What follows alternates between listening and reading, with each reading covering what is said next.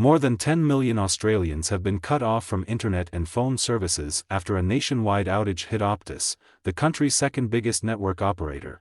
The outage began just after 4 a.m. on Wednesday, 1700 hours Greenwich Mean Time on Tuesday, crippling payment systems and online operations and disrupting train services during the morning rush hour in cities including Melbourne.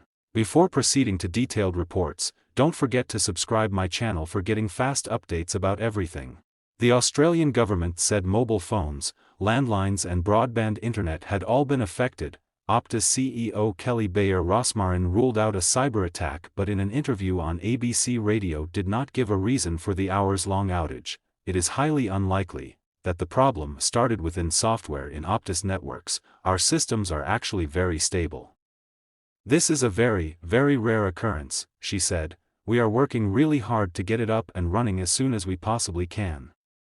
As a result of the outage, dozens of hospitals were unable to receive phone calls and it was not possible to make emergency calls from landlines on the Optus network.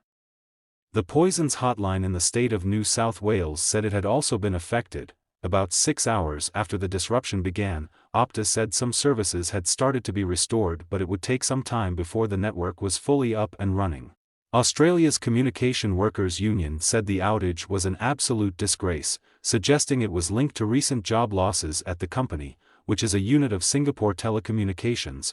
Royal Melbourne Institute of Technology researcher Mark Gregory said the incident showed there were fundamental problems in Australia's communications networks.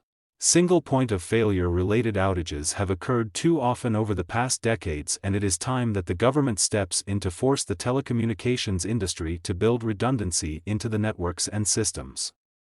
The outage comes just more than a year after more than 9 million Optus customers had their personal data stolen during a cyber attack.